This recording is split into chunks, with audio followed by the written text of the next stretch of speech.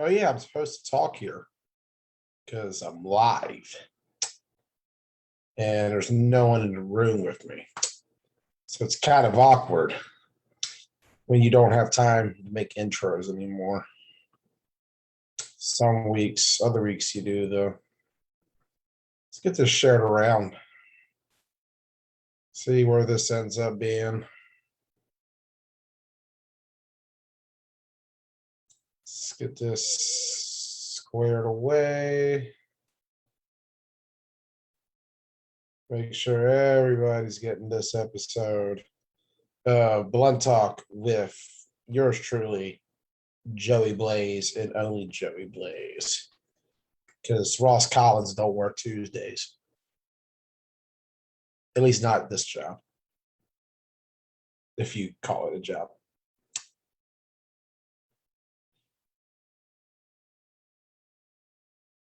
Let's get this shared around. I think I covered all bases here. All right. Good evening, everyone. Welcome to tonight's episode of Blunt Talk with your host, Joey Blaze. I'm your host, of course, Joey Blaze. Team Blunt Talk.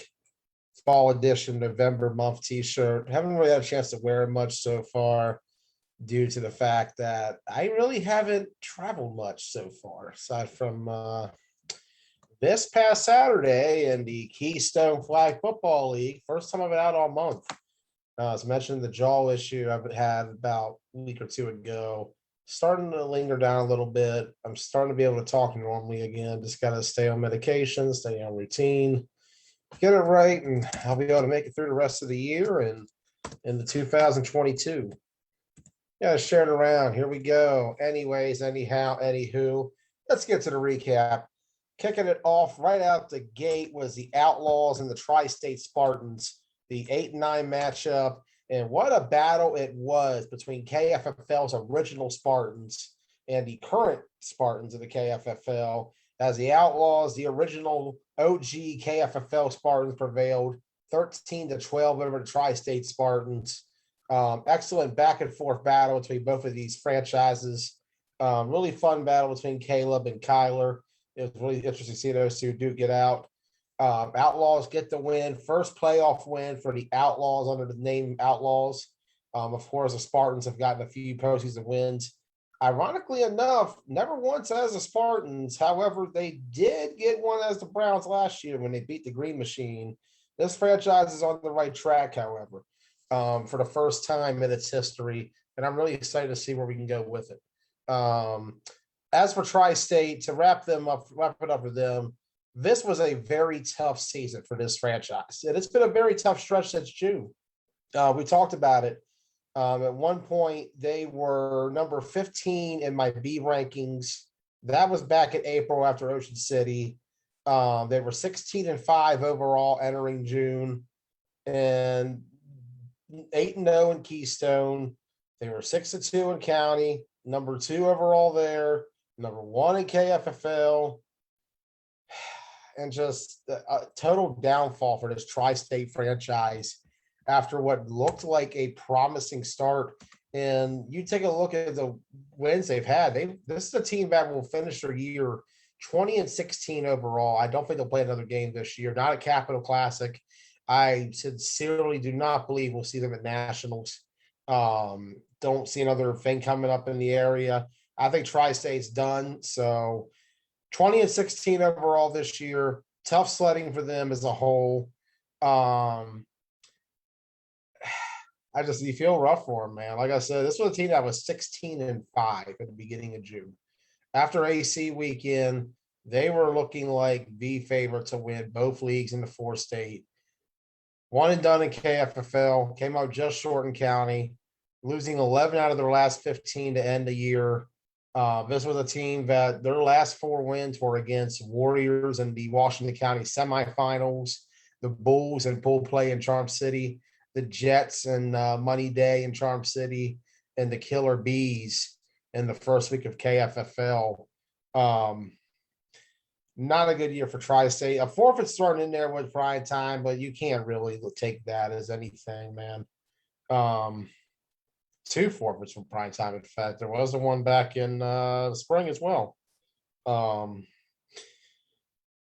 I wish the Spartans the best. I really hope that this core group of guys find a way to stick together, whether it be the Tri-State Spartans, whether it be another West Virginia franchise coming up. Maybe you see them come together with another group. Plenty of time to plan from now until March or April. We'll get to more of that later on at the end of the show when we talk about the state of the 4-state. But right now, Tri-State finishing out the year, technically 21-16. I hate counting a forfeit, but it did count, technically speaking. It's a shame for a team that from about mid-September of last year to June, this was a team that as a whole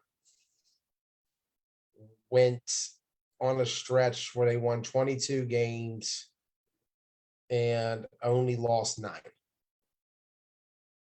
They're going to end up finishing the rest of the year, like I said, losing 11 out of their last 16. And that one win being a forfeit. Life comes at you fast sometimes.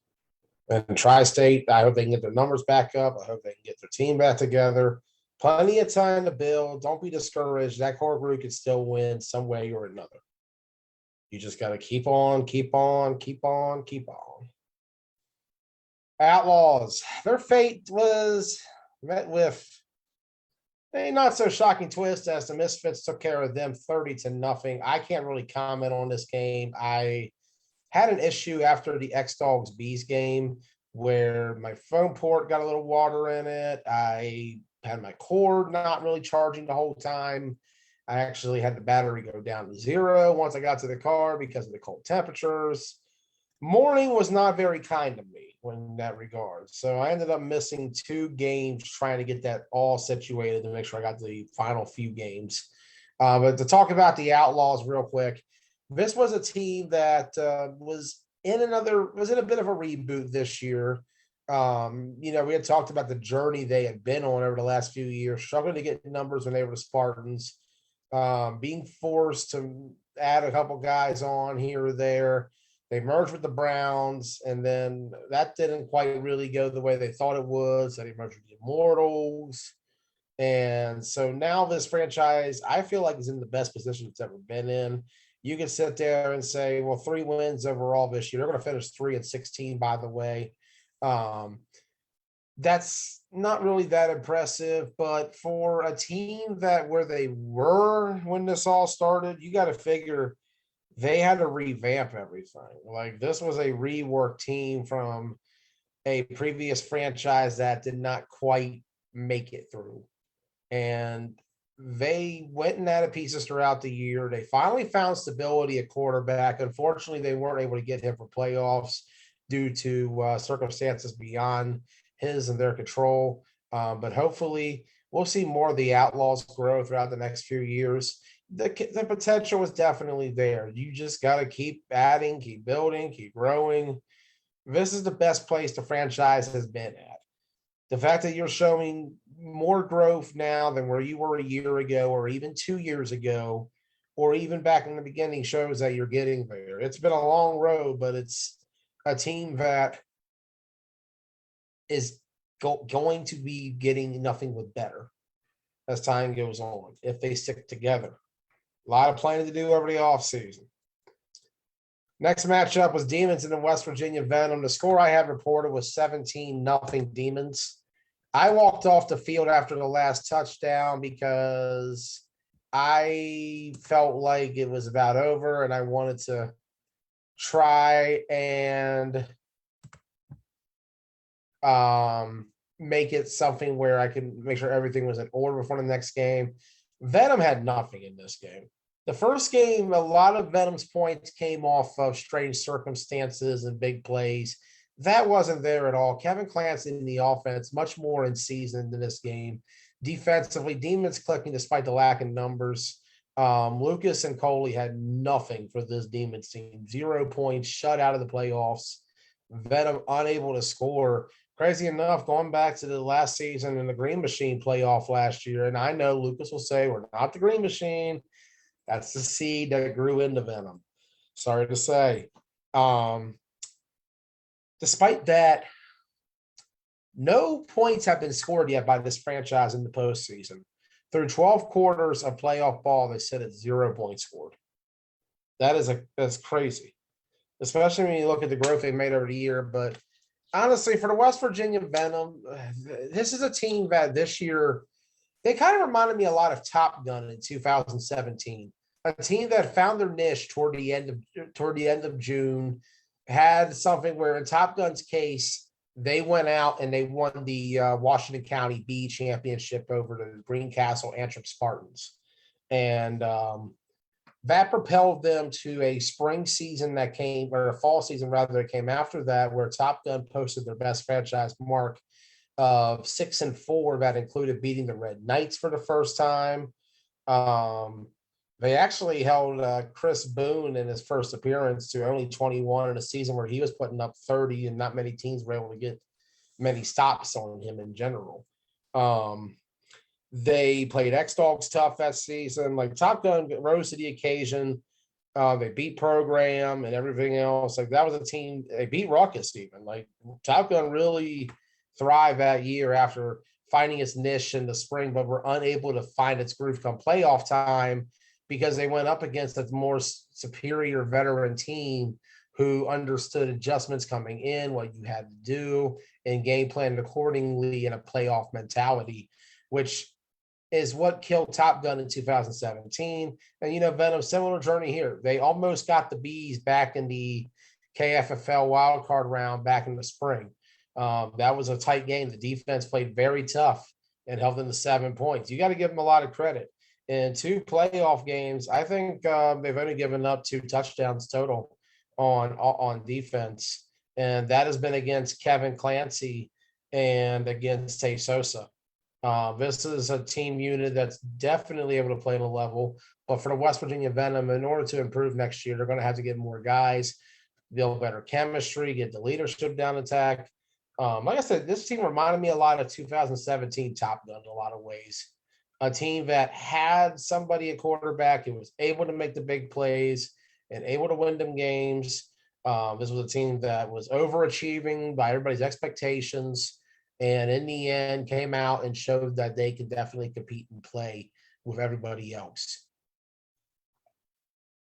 So despite the ending, I give a lot of credit to the West Virginia Venom.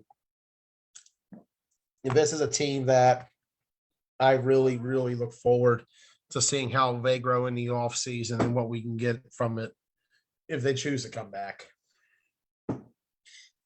Next game, X-Dogs 26, Killer Bees 20. I'm going a little out of order here because I'm just looking off a note sheet I had from my PowerPoint.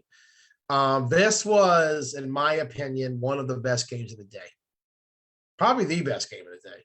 An awesome back and forth battle between 2 teams that were meeting in a strange place at the right time. They had a great back and forth a few weeks ago where the Dogs got away with a 21-18 win. Here it came down to the final play of the game. The final play.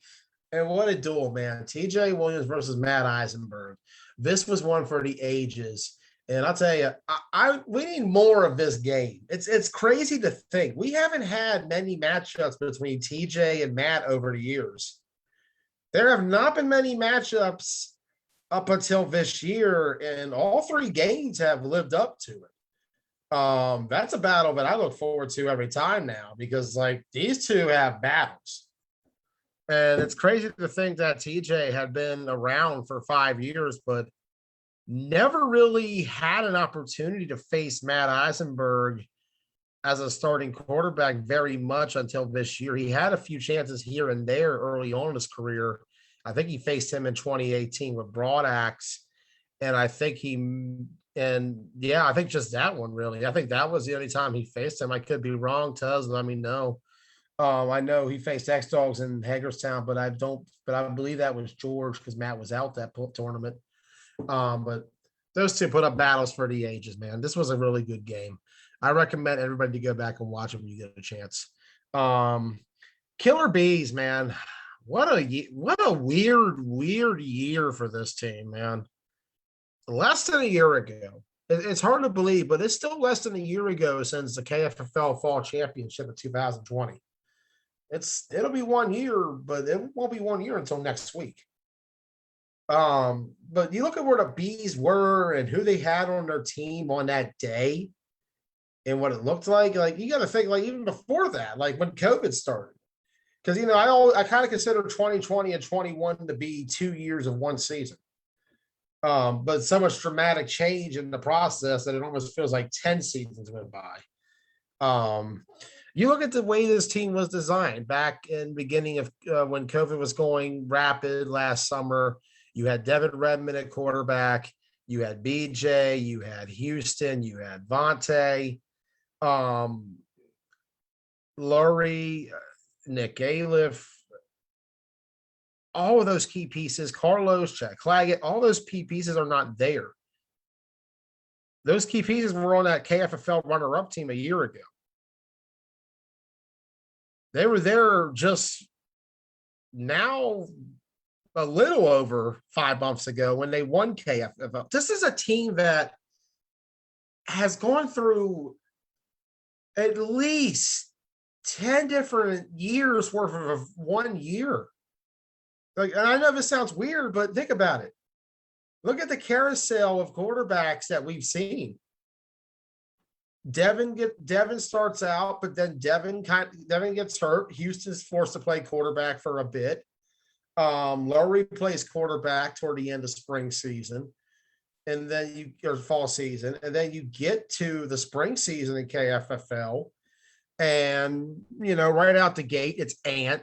Ant struggles because he's the only guy available that day. Tay comes in, he plays, but then a week later, it's Josh Floyd. But then the next day after that Saturday, it's Houston again. And then it's Aliff, and then it's Larry, and then it's Tay, and then it's Ant. They found TJ. Believe it or not, this franchise finally has a stable quarterback if TJ stays. I'm not sure what TJ's doing. I think he likes the situation. I think he'll stick around. But anything can happen in the offseason. It's good they have stability there, but it's in a time period where the franchise has had absolutely no stability whatsoever. They have an identity crisis. They don't know who they are from one day to the next. Are they the Killer Bees? Are they the Killer Bees? Are they the Killer Bees? Are they the KBs? What is this team? What is this franchise? This is a franchise that seemingly had one direction, to win KFFL, but they also wanted to go on the circuit. But to win KFFL, we had to bring in the misfit guys and the demon guys. But to go on the circuit, we need our own guys because those guys aren't with us and they're not. What's the direction? Eric's got to sit down, look in the mirror, and just think. Or just go outside, sit on his porch. Does he have a porch? I don't know. I've never been to his house. Sit on a rocking chair, look at the stars and the moon, and think, what do we want to be? Wolverines chaos.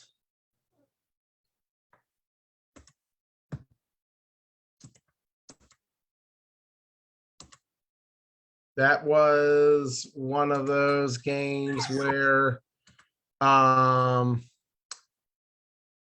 this was a good one. Dallas already popped up on screen. I was trying to hold off the interview till after the recap, but he already appeared. I got him muted. I'll get you on a second, Dallas. Let me finish up on my KFFL season's evaluation based on these teams. Wolverines and pure chaos. You know what? I'm being stupid. Let's just use our resources here. Why don't we ask Dallas about Wolverines and pure chaos? Let's ask Jamie Lagana too what did he think of Wolverines and Pure Chaos? Let's just see what the Wolverines thought of their game with Pure Chaos. Uh, well, is Jamie even on? Jamie's on. There he is. I don't even see him. I see him. Oh, Jamie, well, say something so he can see you. Hey, I'm here. He's there with the trophy and everything. Look at there. I'm just gonna say, pure chaos. I mean, I'm here to talk trash. So ain't no love lost here. But that was a warm up game. That was just me for me to get warm up. I don't even think I took my sweatpants off for that game. You did not. Chaos has had a relatively tough year. This was a franchise that had a lot of good progressive growth back in the spring in Washington County. And Mommy's on your head. they ended up showing out for playoffs and being very close to getting a win on Ruckus in the wild card round there. Who knows what could have happened against Broad Axe? We could have been talking about Pure Chaos being Washington County's champion. But with the transition to KFFL, losing out on a lot of guys traveling, just being in a foreign environment, this was a team that just was not 100% ready, losing some weapons along the way. It's a shame because as a franchise, they were making some good steps. That being said, though, this season, they survived the adversity. If Ronnie can keep those guys together and just try to get some help, get some leadership at the quarterback position, somebody who can be a big-time game changer, they got enough young talent that if they can find their way in the long run, I feel like. But just not a good season for Chaos. A better year than last year. They made steps, but just not the steps they were hoping for. Just a couple steps up, not enough that they wanted. We'll see how they go next year. I'll say I think they, for what they had at the, as far as competition and stuff like that, skill player wise and stuff like that, they were pretty decently talented. I think their problem started with the offensive line and defensive line. When you can't get pressure and you can't stop our pass rush, I mean, it's going to cause a lot of issues for them. So it was just pretty much, that was their killer. I think they need to get some big boys up front, to be honest with you, and I think they might be all right. They need some DBs also. Jordan cooked them 3 times, and each time he said, "Here comes another one. Next play, another one." Like, you got to get some speed at DB. Yeah, I agree with that 100%. And I hope that there is some sort of league down towards here in the spring. I sincerely believe Washington County will return one day, at some point. And if they do so, I think Chaos will have a chance to thrive better there, staying nearby as opposed to driving the ship into Pittsburgh, which hurt them a little bit in preparation. But it's all about travel and dedication. A lot of guys travel all over now for the game of flag football. Yourself, Jamie. You guys at Wolverines came all the way from York and Hanover area where it's all back roads to get there in the first place. That's no easy drive. It was about an hour each way. Hour and 10 minutes. For me, it was an hour and 20 or 25 because I'd stop and pick up a guy or two on the way to make sure everybody's there. You're not everybody, but at least, 11, 12, whatever it was. We'd carpool and I'd stop and pick up Lucci every week, or Austin rode with me some, and Bayshon rode, you know what I mean? Just try to, whatever works to get as many guys there as we could. And that's and it's tough because to go all the way out there, when we've seen it over the years here in the 4-state, back in the day, Adrenaline Rush would drive 1 hour from Winchester, Virginia, and sometimes beyond that to come up here to play. We talk about spring of 2018 when the affiliate nation came up here during a season where they were playing in Maffle as well.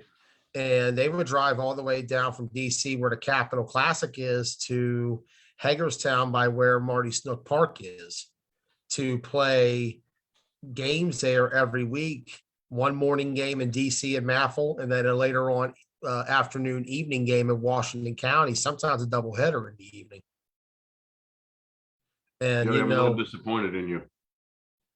with me, Where's your Miller Lite?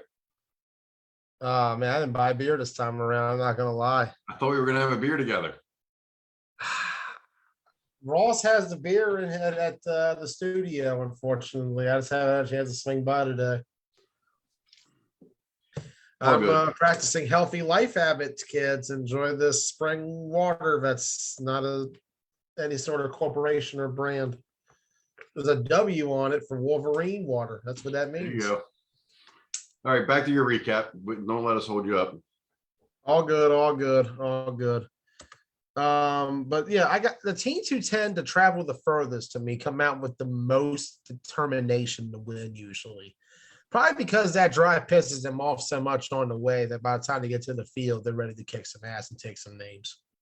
I think it's more so that you're pissed at what's going. The ride home is gonna feel like if you lose. That is true too. That long car ride home does not feel good, especially if you have to hit traffic or some kind of detour along the way. The longer it goes on, the worse it feels. Let's get to the semifinals. Misfits 21, Demons 10. This was a game where early on, the Demons came out looking like the team I thought we would see at the beginning of the season. Kevin Clancy, like I said, last year when he faced off against the Misfits in Washington County, he played an extremely good game for the Warriors, getting them to win there. Had an excellent game plan for what was a great Misfits team in WCFFL last fall. This time around, he had another good game plan. Like I said, that offense was clicking early on.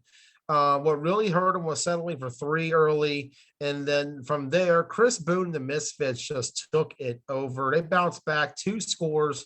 Clancy and company were driving in the fourth quarter at the start.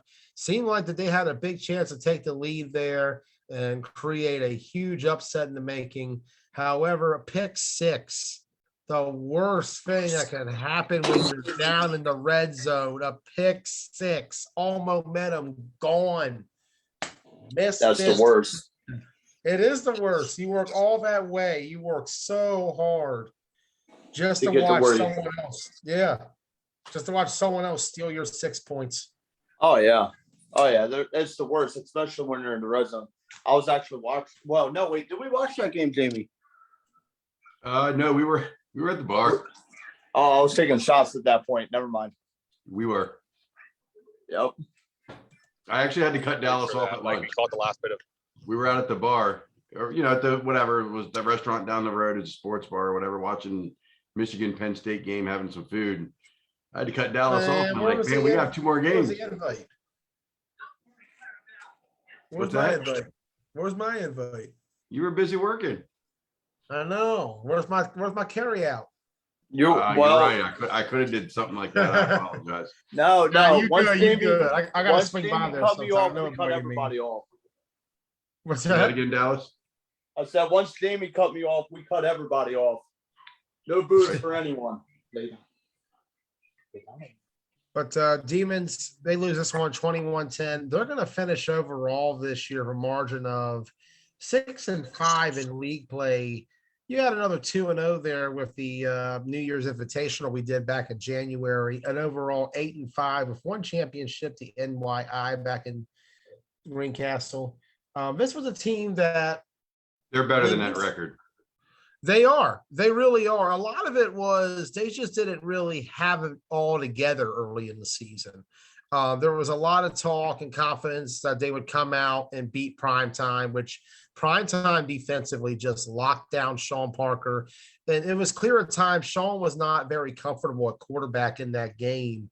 And Primetime, as a result, were able to contain him and hold him down to 7, and then having to face the Misfits right after during a time where there was some heated tension between both squads. Just not a good combination. And then they had the weird Venom game where everything just kept going wrong for them in so many ways. They blew it late against the X-Dogs. They had a lead. They had a 2-score lead at halftime of that game. They had a chance to run away against the X-Dogs. This was a team that was better, like you said, better than the record shows. They have the pieces to compete. Kevin Clancy, be national champion quarterback. He won with the Bullets in 2018. He's been to the big dance before. He knows what it takes to win. I don't know if we'll see a Maryland Bullets in 2022 or if Kevin Clancy might be sticking with these guys. But if they get Kevin Clancy to stick with them, if they're able to hold on to those program guys, and Sean Parker and company keeps finding more and more talent to bring in, this is a team that can step up and be the next travel team from this region. So I'm pretty new to 9-man, right? I really only started hanging out at 9-man at the clash with the Rebels and whatnot. Clancy impressed me. He's damn good. Yes. I don't know the guy. Never met him before. So I didn't know anything about it. Most of the guys in the league. But he impressed me. He's damn good. He's got a good resume on him. Along with the B chip, he was runner-up in Ocean City back in 2019 for the Bullets. They took a loss, a very close loss to the Laneys, a very loaded Laneys team in that championship game. He also, as well, he went to Shepherd University and got the Rams to the semifinals back in 2010 in the Division II playoffs. So, like, he's got a background both in flag and also in the 11-man game as well. One of the better quarterbacks of his time in D2. So, like, and you gotta say, like, young as well. He's like only about 32, I think. Plenty of time to play. He's gotten victories over big circuit teams. He's got a victory on main event. Beat them back at Ocean City in 19 on the semifinal. Clancy and company, like I said, if this unit sticks together, him and Sean Parker can be a combination that can really change this game. You keep building that defensive line with Swole, Kaja, Malcolm, Moten there, Brock in there. That is a devastating D line for anyone to face. Just keep on growing. Demons definitely have something to look forward to. Huh? They kicked our asses. I heard a lot about that game. I was kind of wondering how that went, but I don't know. I picked off Kevin Clancy, so it don't matter. Twice, wasn't it? Wasn't it twice? I know. It was Clancy once and then Parker the second. Okay. Regardless, they played well. They adjusted And well. I'm accepting both of those picks against them. I don't even care. I don't even care we lost 31-6. I'm accepting it. Oh, Dallas. Next game, y'all can talk about. Listen. It don't even matter if they beat us or not. All that matters is who's holding the trophy at the end of the season. You heard? Facts is facts is facts. Facts. Last year, Facts. Wolverines and X-Dogs. Y'all can walk us through this one.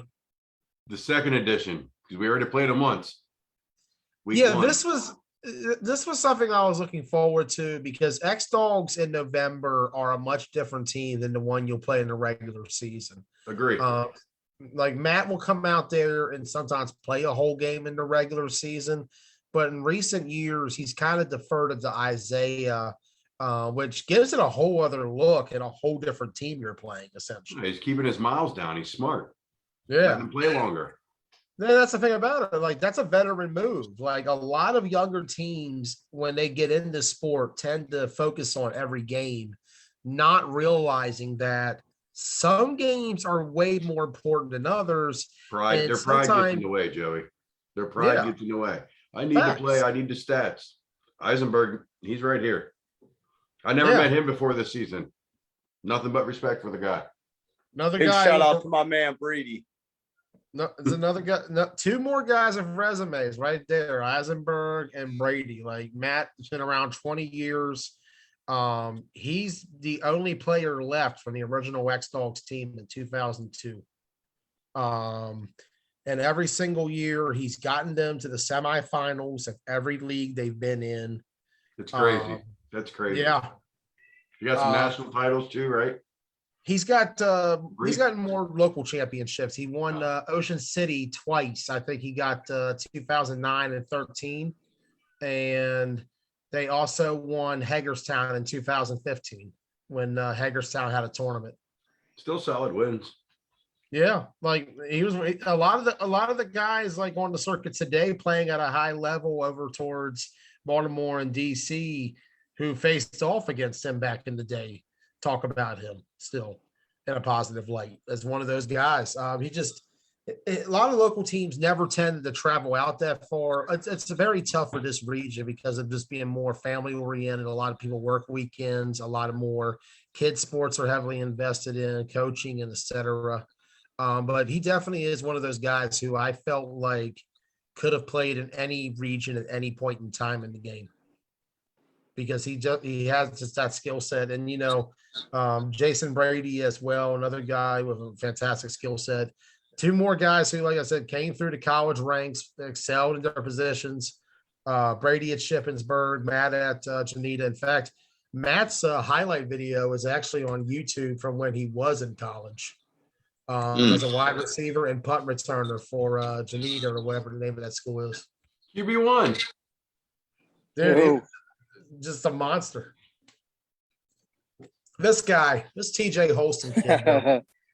I will say I really enjoyed playing Dax Dogs. I felt like that was a wonderful chess match, to be honest with you.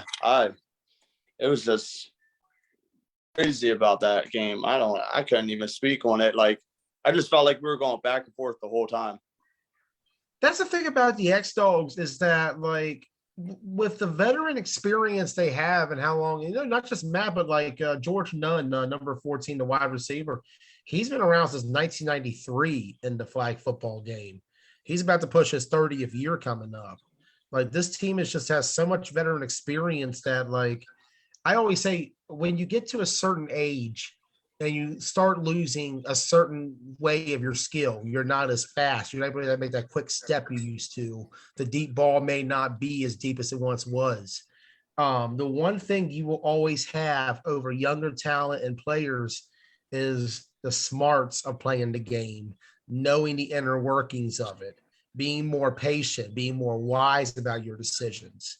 And that's how the X-Dogs have managed to stay successful despite a game that has been evolving around them. This was a team that had a tough draw in Ocean City. They had to face a team in Blackhawks for 20 years they had faced off against some way or another on the circuit. And then had to face Riot Squad, which is a whole other team compared to what Blackhawks is at this point. Riot Squad being a bit more of a new age flag football team. And with the X-Dogs, they may not have succeeded on the circuit or across the area the way they did back in the day. But a lot of that is because they're just not up for that kind of travel anymore. And they know that they can compete. They like their local ball. It's the team that's going to be around for a long time because they got a great structure, a great family unit. And I look forward to the 21st season coming up. This game, though, with the Wolverines was awesome from start to finish. I don't even remember the score. Hey, every game with TJ Holston is a fun game. So, my guy right there. Is that how the MVP celebrates, by hanging out with their dog? Yes, sir. I'm surprised you're not drinking. You got your hands full. I currently. Don't worry. As soon as she's asleep, I'm bringing out the liquor bottle. We're good. My man. Celebration hasn't ended since. Well, it hasn't ended yet. It's still going. Hell yeah. X-Dogs is a good game. I think we won 20-7, but it was really close. It kind of Austin had a pick six, kind of sealed the game at the end. Yeah, they were ahead in like the fourth quarter or something like that. Yeah. And then Austin with the pick six to end the game. Mm-hmm. Austin's pick six caught me off guard. Like, that was the last play I expected to happen on that particular. That was a honey badger play. It was so out of nowhere. He just took it right at the air and ran it in. Yeah. The craziest thing, Austin played that whole day with a messed up leg, man. He hurt his knee last week in York. And honestly, he shouldn't even been there. He shouldn't have come.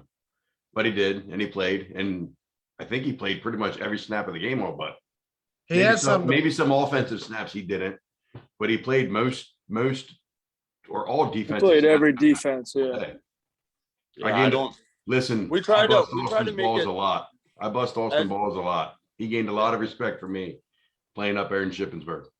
He gained a lot of respect from me. I busted his balls back at the Blick show months ago when we talked about TVC. That Like, man could pull a I flag. basically yelled at him, what has he done in 9-man? Now he's a champion. And honestly, Yes, sir. he balled out and earned my respect on the field. Falkenroth can play 9-man flag can. football. He belongs That on man can Yes, pull sir. flags. He You're can. going to Man see can him pull more, I flags. promise. He can. We tried to, honestly, for Austin, because of his knee being messed up, we just tried to simplify it for him because we didn't want him to drop deep into coverage or anything like that. So us slot corners were playing pretty far off the ball just to cover anything deep. And I don't know what he did on that play. I know there were trips over on my side and he was lined up on the tight end spot. And I was like, okay. I know his ass ain't going deep with the receivers, so I'm going to just stay back. And next thing you know, I look over and he picked the ball up and he's taking off down the sideline. Fastest I've ever seen him run. I swear. Bro, he looks like little Jack running there. Oh, my gosh. He took Incredible. off.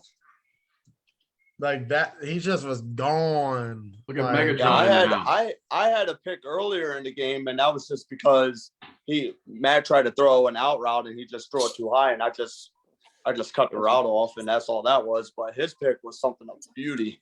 I don't even know where he came from. He went from right all the way to the left side to pick that ball off. What was He the must have final saw of that, something. I Joe? don't know. Huh? What was the final of that?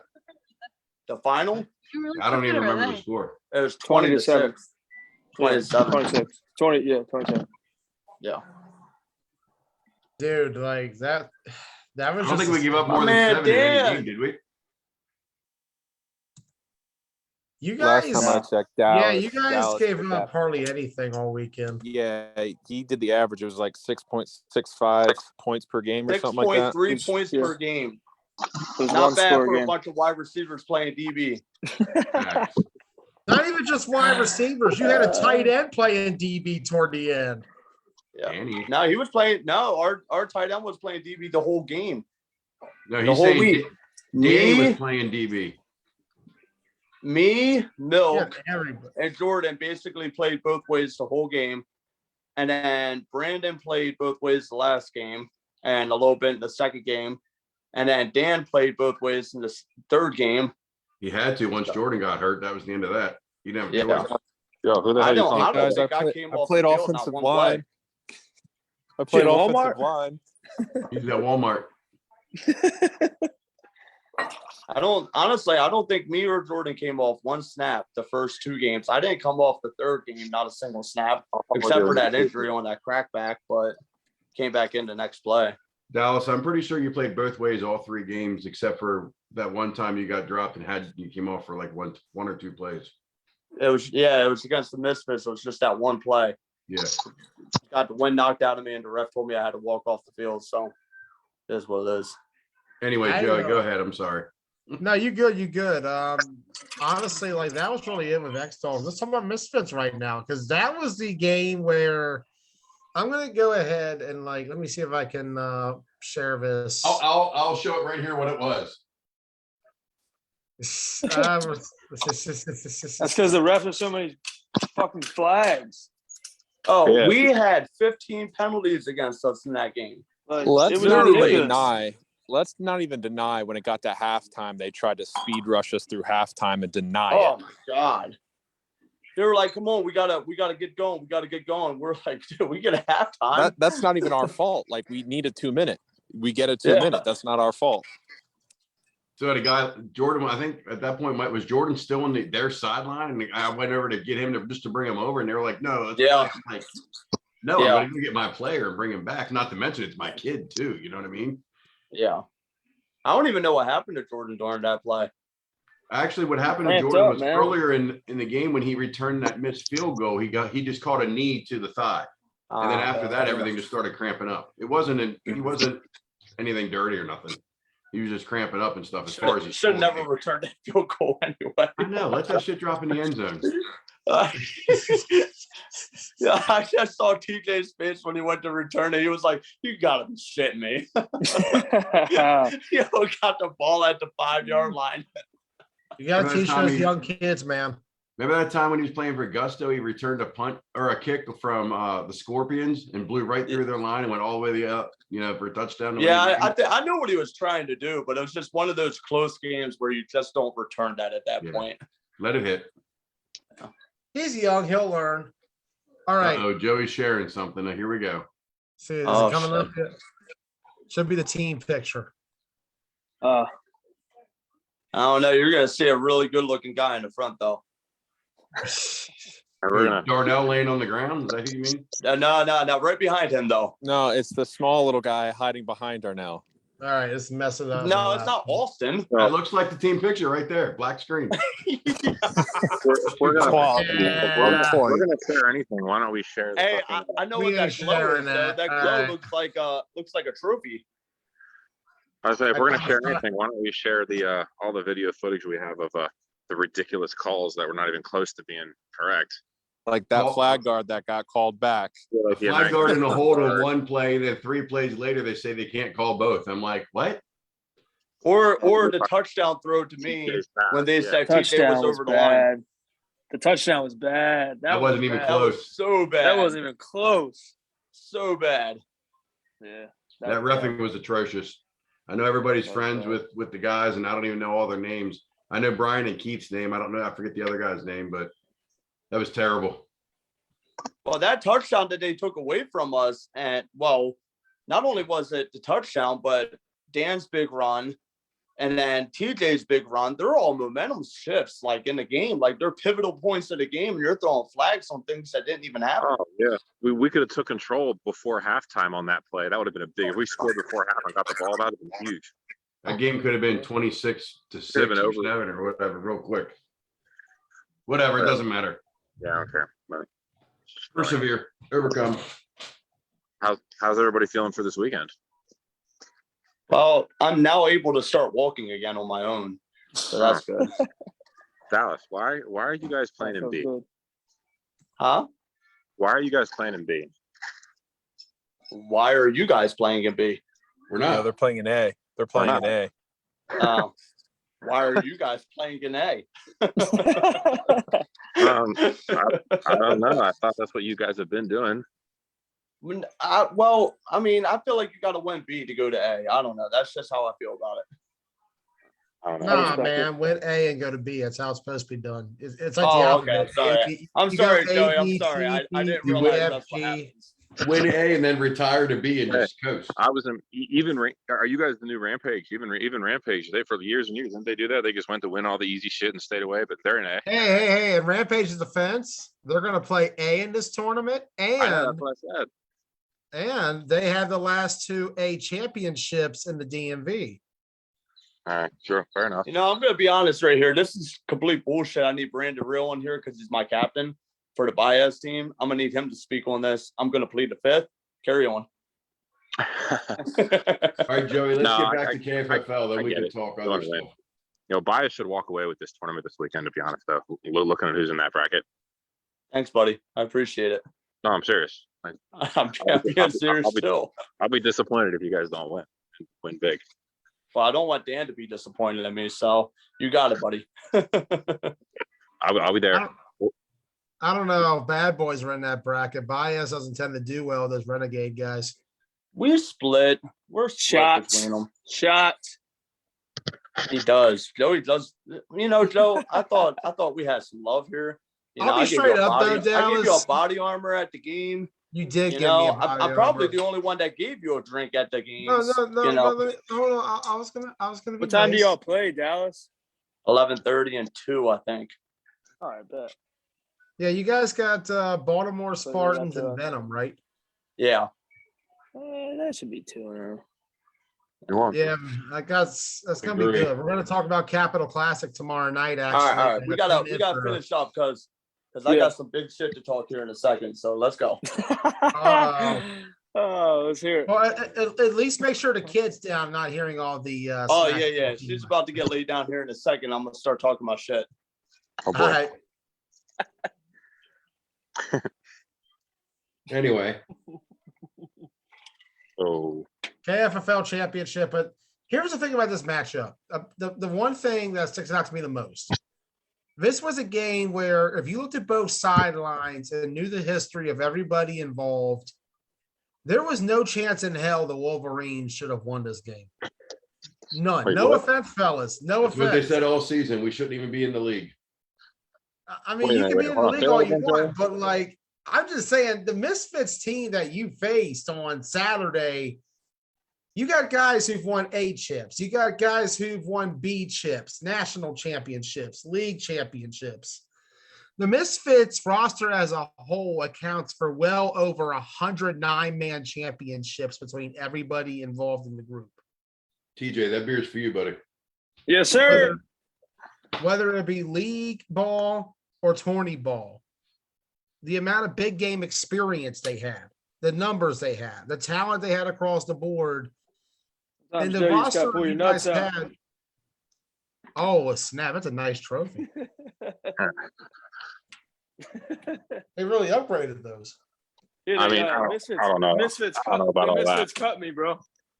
They did cut you. I remember. Yeah. Fall I 19 won with a TJ trophy. I won a Holston. trophy with them, then they cut me. Wow. Honestly, Peter Gronke knows about being cut.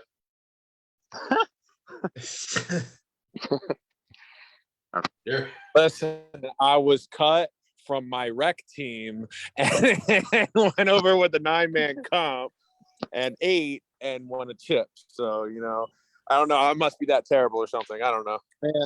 Man, though, for real though, Joey, you didn't think that there's any way we should have won. here's the thing. If you guys I had thought we were gonna more, win that, bro. if you had more bodies that day and had your full team, I would have said this is going to be a competitive game. My popular thought coming in was the Misfits have more bodies and numbers ahead. The Wolverines defensively don't really have everybody all together in place. This is the kind of matchup that Chris Boone would thrive in on a normal basis. But the biggest thing that helps teams like this is when you have smart football players across the board making big plays. The one thing about this team that you guys did this weekend was that you executed at all fronts. TJ at the quarterback position played almost a perfect game. Interception to Tyler aside, played a legit game out there. He managed it. He made the plays when need be. He made the throws when he had to. He That's showed why he's no the fear. MVP. Yeah. MVP. I give that to you, Dallas. I'm not gonna lie, No, bro. I don't want it. I don't want Nah, it. I mean, Dallas's I'll flag give it to pulls you, were though. clutch. Dallas's give it to flag you. pulls were clutch. I even give it to Real, bro. Real balled the fuck out. Real did ball out. I think Real had both Real balled touchdowns. out, bro. He had both touchdowns. He had a 30-yard touchdown, and then he had a pick six at the end of the game. I mean, a lot of people, though. Like, we have 14 guys, but we have ballers. Like, that's the thing about sometimes you just need the right guys. You don't need all them guys. You don't need 25 We ended the 30 game guys. at 10. We ended You the know? game at 10. Yeah, I mean, we had Jordan playing both ways. Real, Dallas. Dallas was killing flag pools. I mean, he was Nope. throwing it short to Cannon. He was I don't throwing it think short Milk to came off. Cannon. I don't think Milk came off the field Dallas all was coming day. up. Milk played both sides 3 games. I mean, Dan played both sides we needed to. I mean, everyone just stepped up and did what they needed to I do. tell you, the Misfits. So I'll speak from a defensive perspective. I respect Boone like tremendously. So, 100%. and I saw Cannon Hall come over to my side, and I know Chico was over on the other side. So, and I know they like from watching them tons of times throughout that tournament, they love that little speed out to Cannon Hall. And honestly, all I thought in my head was they're going to throw the speed out to him. I got to eat a stiff arm and pull that flag. And I ate every single stiff arm that he threw at me. Not saying he's a bad player, but, he's obviously one of the best, Cannon. I mean, I have nothing but respect for him as well. But my job was, hey, you can catch a 2-yard route. I got to pull your flag. That's the thing about it. And like for years, that combination worked very well around here. That screenplay to Cannon historically in the 4 state burned a lot of defenders. But the one thing about it was that you guys executed every single pull you needed to. This, on terms of defense, I've never watched a unit play such a great and near perfect defensive game the way this team did on Saturday. Just They being played able to get lights out. Yeah, and it was. If you go back and watch the game closely and you watch Misfits touchdown, There was a major flagpole or major flag guard that was completely missed. So really, they may not have even had that It one. wasn't called Jamie. There was no flag guard. How'd they Right. score? I forget. Honestly, I Cannon don't even scored. remember. Up the right-hand side. I about think he hit 20 yards. Cannon on the Oh back. yeah, he scored from. I think it yeah, was that's right. Milk. That's right. Milk and Jordan missed a flag. Maybe there was a flag guard that I know of, and by the time I got over there, he was already in the end zone. Yeah. It is what Because it I is. was all the way on the right side, and he went up the sideline. If I'm not mistaken, that was like a 40-yard dude, run for me. they make plays like that all the time.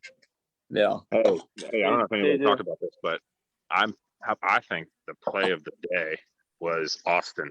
I don't think we would have got by that X-Dogs team if Austin didn't come up with that pick six. No, we were winning that game before he had that pick six. He sealed We're it. Nah, you already guys up were 2 down by scores. one. No, We were down by down. one. We were down, and they were driving. You know, and then Oh, we was yeah, late. that's right. Yeah.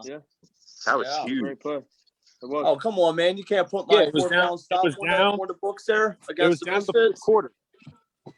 It was down to the fourth quarter, and we were down by one, I believe. Right. And we needed to make a play, and then Austin came out of nowhere with that ball hawk play out of Yeah, nowhere man. to the house. That was That really saved us in the semifinal. Yeah, I know. What? You want to know who really impressed me the most, What? though? Don't stare at me. What? I Who called him. impressed me He's the not most? answering. Star's not in there. We're leaving. Who impressed me the most on our squad Saturday and throughout the season? I expect TJ to make those throws. I expect Dallas to catch the ball and outrun people and pull every flag at him. I expect Dan to make big plays catching the ball. Marcial Baez. Oh, yeah. Working on that O-line 100%. all season. 100%. 100%. Yeah, he I'm glad balled I'm out. glad you brought him up. Look, he did. I'm not going to He did. call The him whole- out on the honestly, live the whole because I've O-line already did, called man. him out in person. But Marcial Baez stepped the fuck up. He Correct. did. He balled out. That's the only He shot balled that you get, Marshall. Yeah, he did. His snaps were perfect too. Jason Brady got He one blocked sack well. on him. Yeah, no, he played really well. I give played him really props, man. He stepped up in a big way. Like, He Agreed. did. Darnell did a good job too. Darnell's another guy that played both ways. He's not He an played offensive left. lineman. He played left tackle and rushed the whole day. Like From when he was I there, the said, 2 games. we had 1, 2, 3, 4, 5 players play both sides of the ball. We had 14 guys in the championship photo. So I mean, Yeah. 9 play on the field. There's 5 subs. It's not a lot. Well, it was 15. yeah. Dan left. Okay, 15. Yeah, but minus. So you take me out. I only play one side. So Jordan Yeah. got hurt in the first quarter, wasn't it? yeah. Right before half. He pretty much sat the whole well, he did sit the whole second half of the chip game. He couldn't even get up. Like, I felt bad for him. He literally couldn't get up and walk around on the sideline. His legs were just dead. Yeah. No Brandon movement. when I got hit by that Misfits player and I was still trying to catch my breath and the ref said I needed to come off. Brandon wanted to call a timeout because he didn't know who to bring in to play DB. I was about to say, yeah, he was like right at DBs. He was yelling. Yeah. Like it was.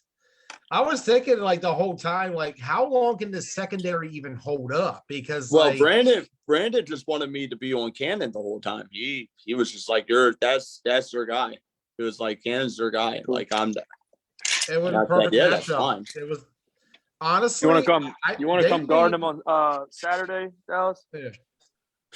Man, I played 3 games, both sides of the ball all day Saturday, then went up to Hanover on Sunday, played a game. My legs are just now recovering from all that. I'm gonna pass. I'm gonna play I can just relate. one. I'm I gonna can play relate. one side of the ball this weekend. Never know, man. Could step in any moment. Like to play I'll tell you, DB. I think one of the turning points in the Misfits game, and I'm not trying to stroke my own ego here or anything, but it was like a 4th and 2. And they threw that quick out to Cannon. And I wound up pulling this On the flag left-hand literally side. inches before the first down marker. And we got the ball back, and that's when Brandon had his 30-yard touchdown run. Hell yeah. Was that the end of the game when it was starting to get dark? No. No, that was That was like no, in so the first the half. first. No, they No, went up we were 7-0, down 7-0 and then- at halftime. Yeah, and then our first drive, we went out and scored. We went up 8-7. So it was Okay, one of Right the before half, drives. Okay. I'm just saying. I thought maybe that happened twice. Things I remember the time. I think it might have been Dallas too. That had a really good. It was at the end of the game. They were down a score. It was. Oh, that's yeah, I when had Cannon to went up the sub in. right sideline, came back across the middle of the field, and I wound up pulling his flag.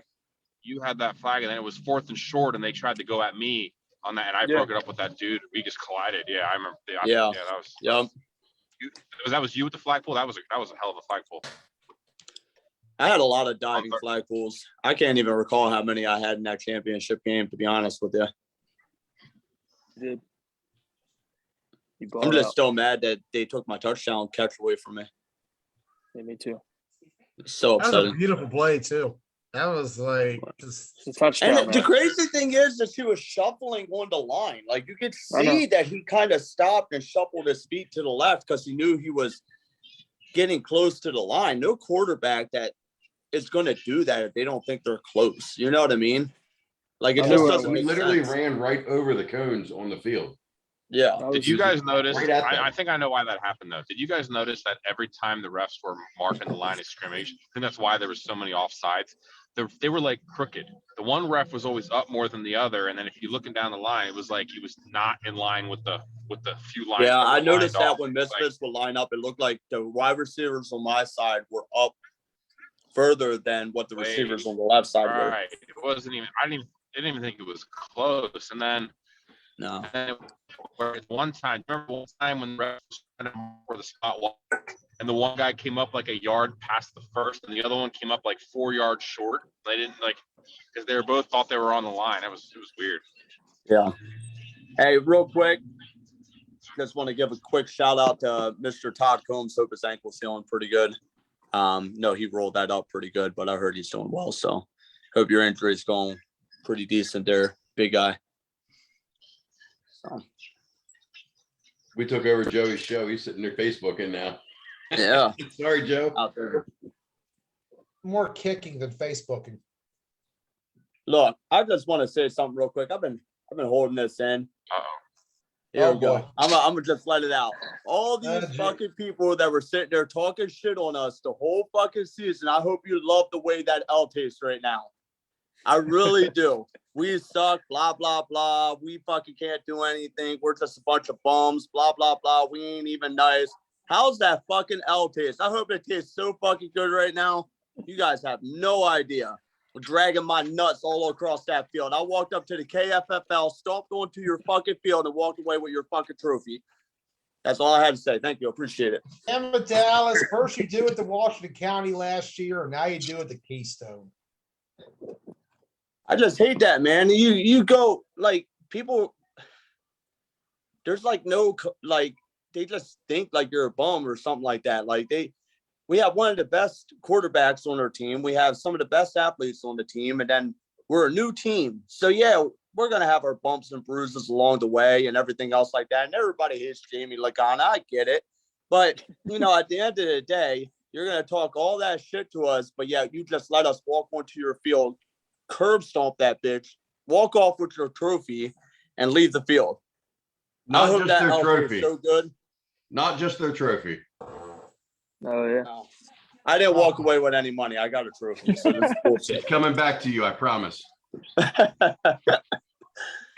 You know what I mean? So, they were dragging our nuts all fucking year. Straight up dragging our nuts. Well, guess what? We had 15 players. We had players going both ways, won the game, only let up 6 points per game per team throughout that whole damn weekend from a bunch of people. I'm sorry, a bunch of bums that aren't even good, and y'all couldn't even score on us. I'm just trying to put 2 and 2 together. I don't know. Make it make sense, Dallas. My mind's been blown all weekend. Entering All right. entering a championship game, the Misfits were 23-0. Love you, TJ. Oh man. Chris Boone was 17-0 on that field. They both were combined 40-0 on that field. The one loss came to the Wolverines. It is what it is. I've I gotta lost one tell you, time on that field. I really enjoyed that game. I really It did. was awesome. That Listen, Misfits Great game game. to me made me dig down deep. Like I literally had to. I felt like I was I mean, the injury alone just told you how worn out I was. I mean, Jamie had to help me off the field for crying out loud, and all I had was the wind knocked out of me. Literally, Like, I picked him up off the ground. Yeah, He was was hard. limp. Yeah, it was hard. It was determination. We were going both ways, all 3 games, going against a team that had a 30-man roster standing on the sideline. They could sub out whenever they needed to, people to fill in positions.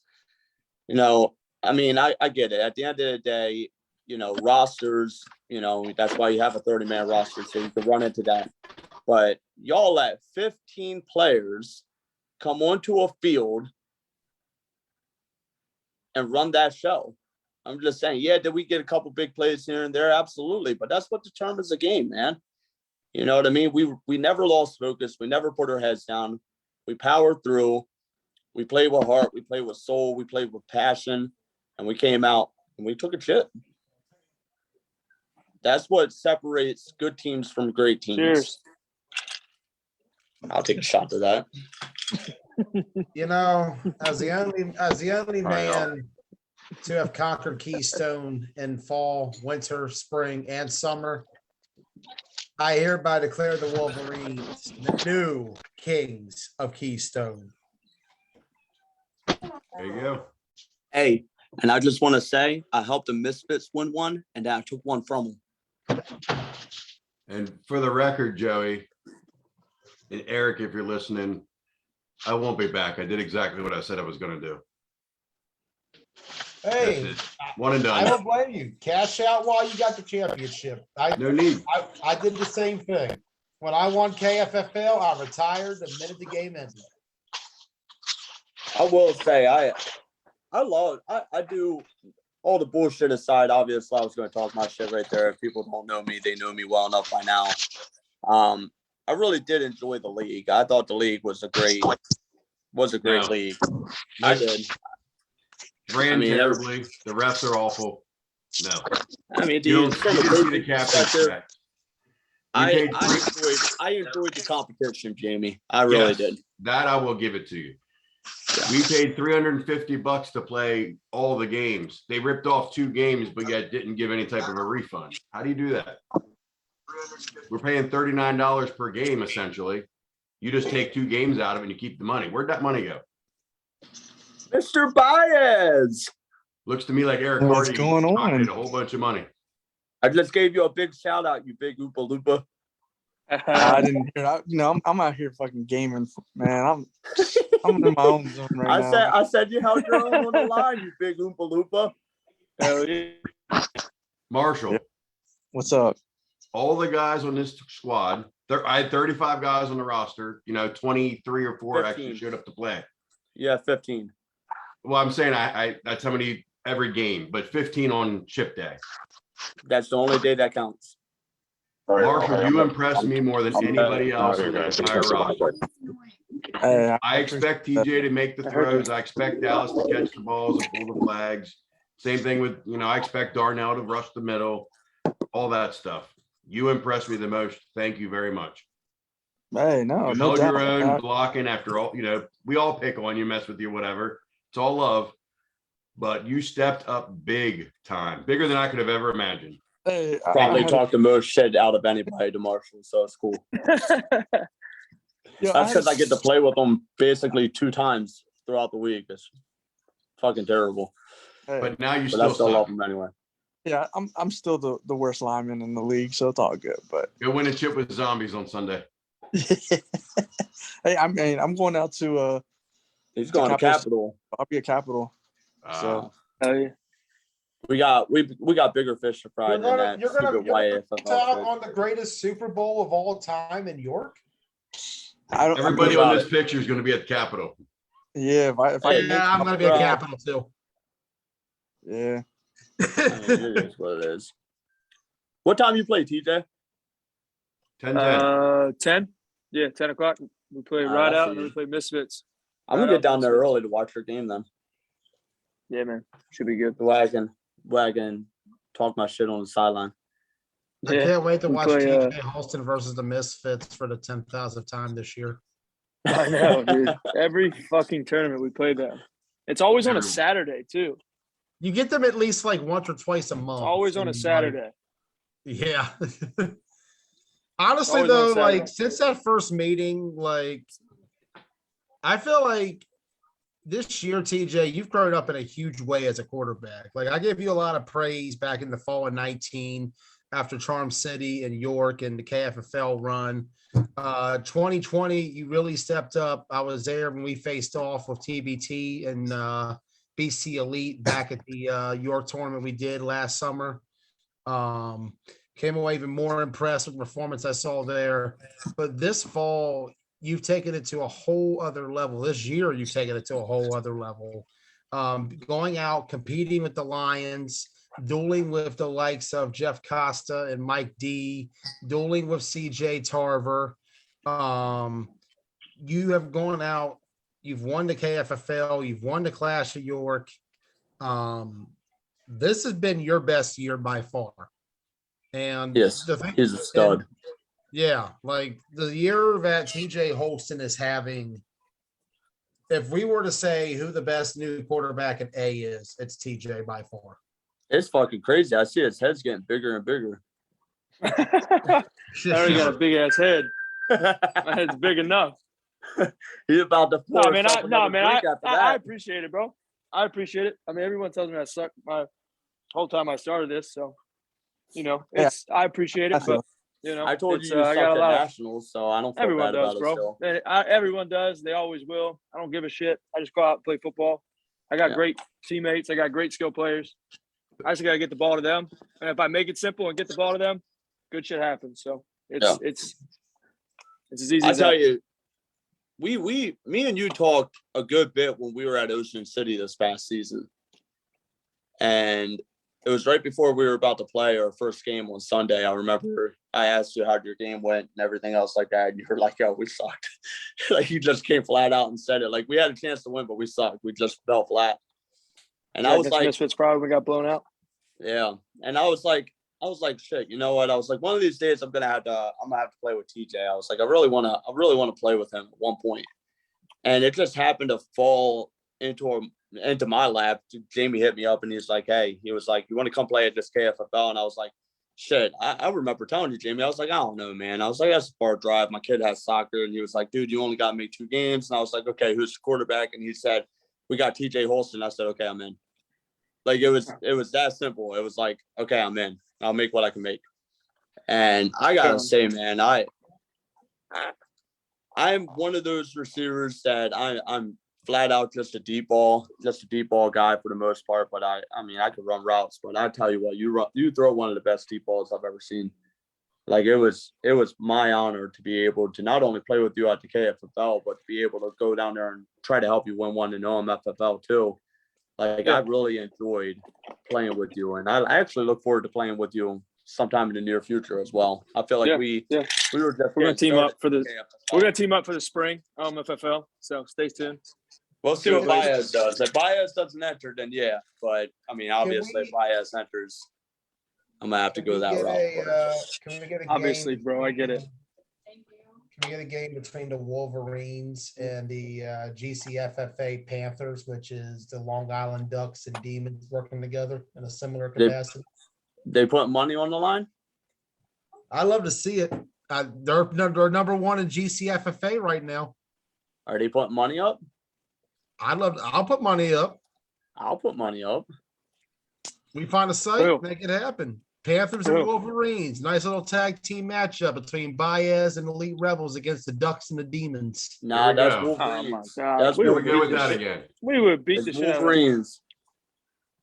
We go with Bro. the KFFL championship with the Wolverines. Because that's what we were when we were out there. Yeah, we were Baez players. We were Elite Rebel players. But when we took the KFFL field, we were Wolverines. 1,000%. I love that. I love the unity. This was a good So, team to watch. and TJ, enjoy. I think we need to be on the same sideline for more chip games because, there's the Clash. Seems to work out. KFFL.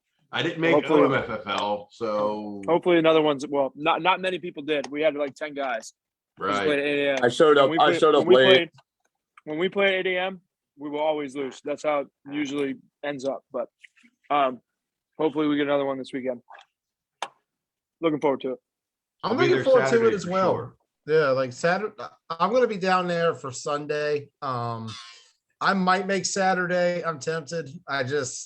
You got to make Saturday. You got to come. I hang out with the know, bros. and I'm gonna, and I'm in the problem. You know what's Bro, gonna happen? I'm gonna wake up. in a I'll cold bring sweat you. at I'll 5 bring you a and ride 12 down. pack of Miller Lite if you come. I'll I double mean, that's that. all I did last time a Capital Classic was drink the entire Exactly. time. We can sit on the sideline and drink up some Millers. I'm I'll down match for that. that. Is that your All beer right, of let's choice, Joey? go. Miller Lite guy. I'm a Miller Life. A Miller Life. He's a beer guy. Just get him a beer. It doesn't even matter. Yeah, I feel that. Jamie still owes me at least the second half of how much I wanted to drink Saturday. Kind of disappointed in that. I was aiming for 5 shots while I was there and I only got 1. That was fun. Yo, Oh, well. I couldn't believe how dark it got at the end there. That was insane. I tell you, that was, if there was any point in that game that I got nervous, those once that light started going down, because I couldn't see anything. I couldn't Trying to either. pull It a was flag like, it was bad. in that dark was nearly impossible. Like if I didn't pull Cannon Hall's flag on that one play, I was tackling him. I had no other resource. I didn't know where his flag was. I literally reached at a spot that I thought it was, and I heard a pop, and I said, "Okay, we're good." I'll be Like honest. if I didn't hear that pop, I think I probably would have tackled him, and not to be dirty or anything, but I couldn't see anything. One thing that probably screwed the Misfits there at the end was the fact that they had a white ball. B-Real Yeah. said, thank God they had a white ball. It's the only reason I saw that pick and took it back. So Yeah. if they wouldn't have had a white ball, he probably wouldn't have been able, you know what I mean? He wouldn't have seen it either. When I was chasing down Cannon on the one play, I was just looking for where the white ball was. I had no idea where he was going because they were wearing them dark jerseys, so I couldn't see. You know what I mean? It was I just just so love dark. how in a game that's heading towards dark, we have dark gray versus black as the combination. Yeah, it was bad. Yo, Wolverines I have was- white jerseys too. That's the funny part. Yeah, I The literally had to tell craziest thing TJ is, I though. think we all should have just wrapped our vehicles around the field real quick, turned on our headlights, and we probably would have been all right. But I don't think any of our cars were making it through that fence. I had to tell TJ, hey, I'm gonna like snap it real slow to you because I cannot see where the hell you're at. I was Well, like, TJ told me to run a route see the in ball. the dark, and I Yeah. had no idea where I was running my route. I didn't know if I was in the middle of the field, if I was all the way on the left hash. He didn't throw the ball. Thank goodness for that, because it probably would have It's bounced different. off my forehead. It's definitely Hey, different. What about that tip drill on the back of the end zone for the 2-point conversion, though? I heard it's lucky. Sure. They're saying Right It it's was place, lucky. right time. Complete luck. We got lucky. Tivis said it was nothing but luck. That's why we won. Luck. Yeah. I said it's 70 skill. that You 70-yard practice that touchdown stuff. was. I'm sorry. You can't call anything luck when your offense only scored 7 points. The fact that you held that offense to 7 points is still. That's my not point. much. Like, there's nothing lucky about it. What were they We ranked? held you to What did you 7 have them points. ranked at, Joey? 8? 8 in the country. They're a good team, man. They're a good team. Very good We just team. played. Yeah, We like, just this is played. a- We That's played crazy. well. I guess that We means we're played ranked well. number 7th as the Wolverines. That's Yeah, nuts. sounds like someone's dropping down in the power rankings on that one. We're not eligible because we haven't played a tournament on the road or whatever it is that Joey goes by. But damn it, we better get some. We better hear something. Jamie, on the. I mean, you could claim one of the circuit teams and say you're part of them, and maybe we'll add that record on there. But that's entirely between you and the other team. Listen, I gotta whatever be I'm honest doing with here. the My man Rebels, Peter that's hasn't said anything. whatever I'm doing with the Rebels. That's up to TJ and Scott to define, not to me. I help wherever they want me to help is what I'm willing to do. Peter really wants to talk about how great he is on the defensive line, but I feel like he's nervous to do so. I love that he hasn't spoken yet. I know, kept this is interrupting. crazy. We couldn't get him to shut up on Saturday. I like his. I like Yeah, his he Zoom is name. hype.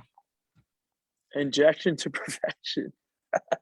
I don't know what he's injecting, but What? You guys I haven't wanna been hearing know me either. at all yet? You guys haven't What's heard up? me at all yet? I've I been haven't heard talking. you I've talk been at working. all yet. Bro, I said I was under a bus. What are you doing? I'm working. It's called Oh. making money. Oh my gosh. Anyway, at the Oh. beginning, actually last fall, I said that I wanted to bring a team down to KFFL, and I almost did. I even did the fundraiser when they still did the beer pallet, whatever, and ended up giving all that to the Gator guy. I forget his name now. Who ran the Oh, ship Riley. flip Gators? Sean Riley. Yes, Riley. I gave him all that money and everything from that because I couldn't field a team that I thought would compete. So I just kept thinking about it, thinking about it, thinking about it. I just kept hearing more and more and more shit being talked about Yaffle, and I've heard my name come up a couple of times when I never even had anything to do with 9-man or whatever. And then Brady and Jutt kept saying, "Come on, man, bring a team down, put a team together." So I finally said, "All right, I'm gonna come down there and take your chip and your money and leave." Yeah, right. Yeah, right. I did exactly what You I know said what's I was gonna funny? Before the season even started, Jamie, and before you contacted me to come play with you, Cardi actually hit my phone and asked me to come play 9-man up in the KFL with him early on in the season, and I just passed it up because I'm like, shit, it's worth the drive. So And there are 3/8 long ratchet. No. I mean, 3/8 long ratchet. It was nuts. I think I made the decision to play, obviously, because of TJ was one of the main reasons. But then I heard a couple of the other bias guys. We kind of grouped up together, and it was like Let me. me interrupt you quick, Dallas. Marshall.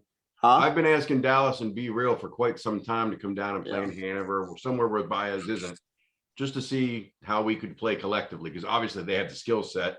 I pride myself on what I think is putting a good team together and trying to scheme a little bit and things like that. And finally they said, "All right, let's do it." Yeah.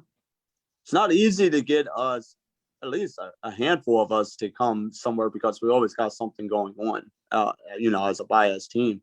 And it just happened to work in our schedule where we're trying to stay 9-man affiliated, for reps and stuff like that. Cause obviously we're trying to make a major name for ourselves on the circuit as well. But, just fit our schedule perfectly, like that we can make it work. And, I gotta say, man, I am so damn proud of this team. I couldn't even tell you how proud I am of it. I like just the 15 players that showed up. No disrespect to the other players that maybe played 1 or 2 games or anything like that, but the 15 players that showed up on Sunday, I would play with those same 15 people any day of the week. Like for me, showing up and knowing that you're going to be short-staffed on a Sunday going against 9-man teams that play this religiously, like they play in a league religiously, and knowing that we're going to be shorthand, people are going to have to go both ways.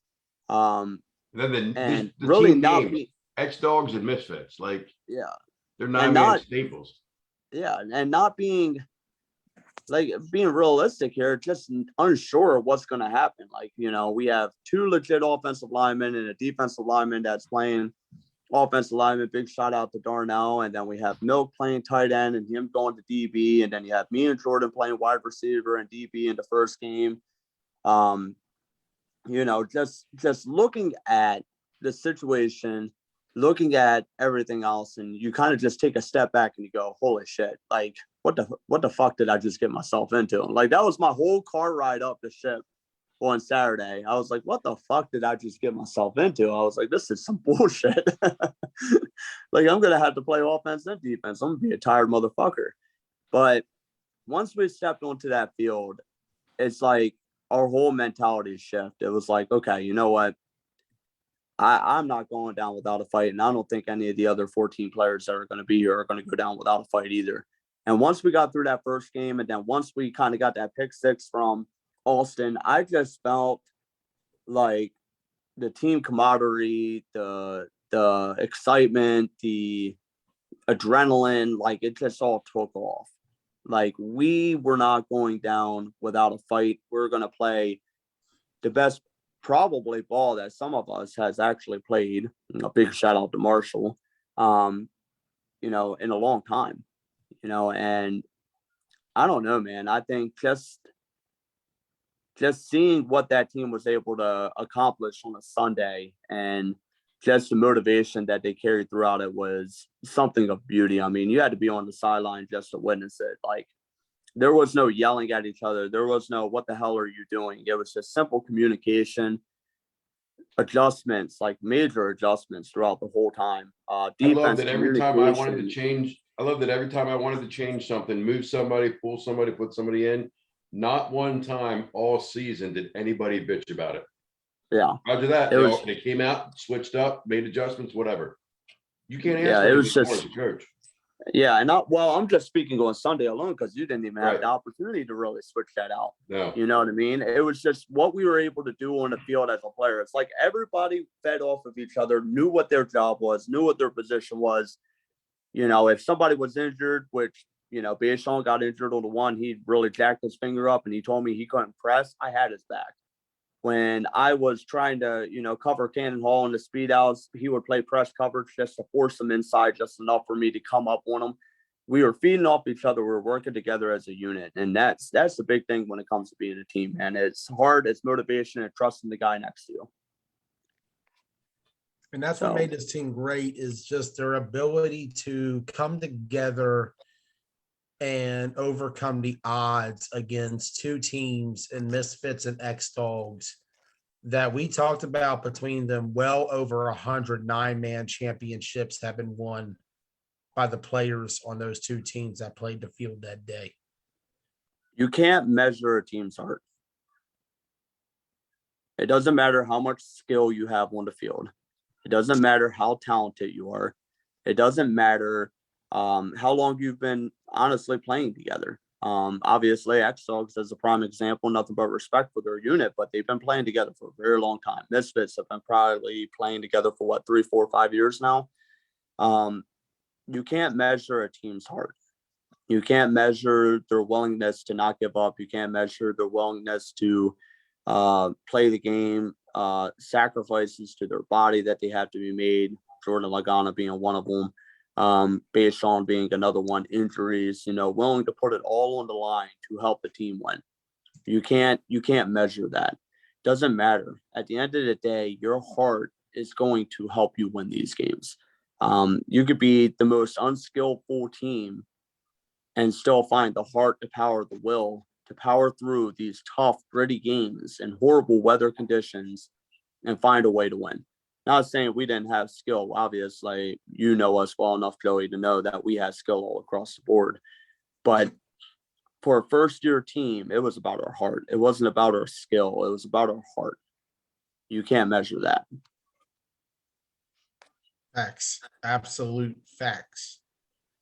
And this team came out with the heart and desire of a champion. And on Saturday, the KFFL hailed to the victors. Yeah. Hell yeah, man. I mean, just to chime in a little bit, like playing center this season, you know, was very new to me because I'm not used to ever playing that position. So, you know, when Jamie said he's not used to not being able to release, is what he means. Exactly. I'm used to, you know, Joey knows I'm the guy that likes to release a lot. But hey, when it was time to kind of just like knuckle up and start blocking, you know, I put my 100 on and just I did it. You know, I did it for the team, and whatever the team needed, we got it done. So I'm, you know, I was pretty proud of that this season. You know, I was one of like the lackluster things that I'd say I needed to work on. So I did take time to work on that with a couple Baez guys of teaching me some techniques of what to do. You know, this is what I was doing wrong. This is what you need to work on. And finally I just put it to the game, and, you know, ended up doing really well this season. And, you know, on a championship weekend, you know, I was only on 2 hours of sleep. I came from Pittsburgh just to make that game. He drove from Pittsburgh that morning, Joey. So Jesus, I made that drive.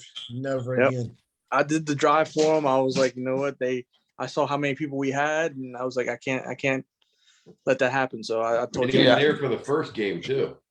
It will be the first. This will be the first time I ever tell you I really needed you on the field that game.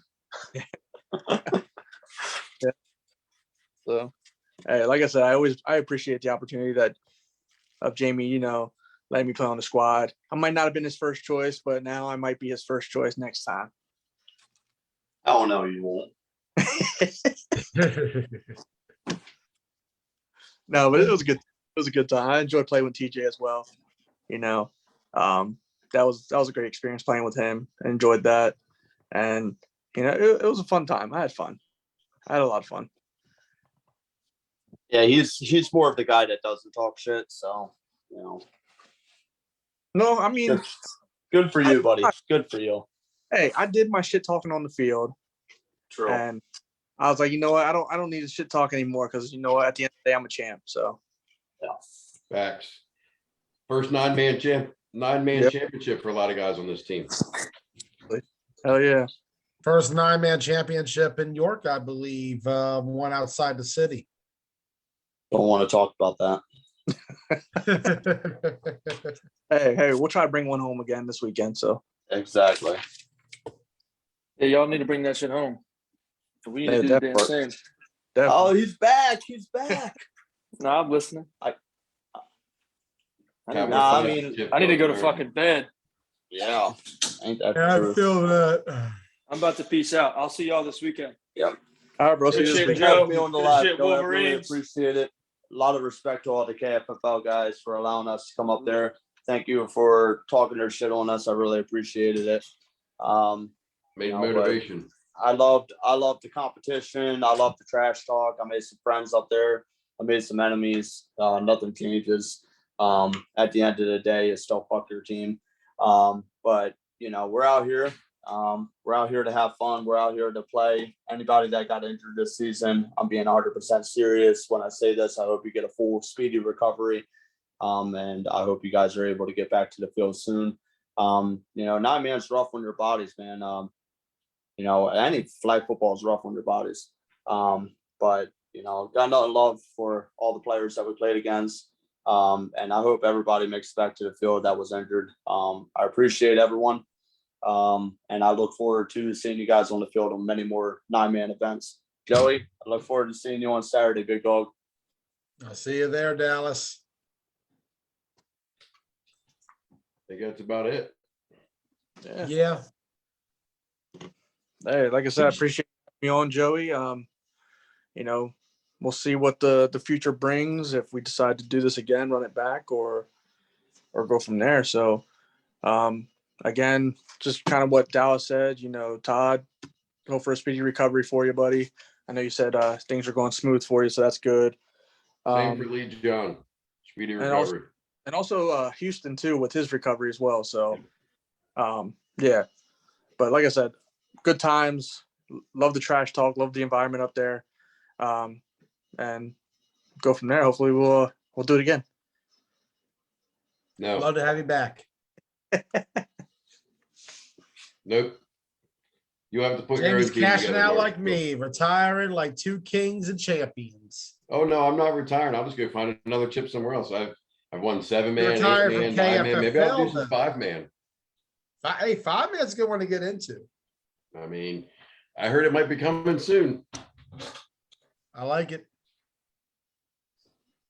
All right, Let me fellas. throw it out there. YAFFL is having an indoor season at the Hanover YMCA. It will be 7-man, $50 a head, starts January 9th.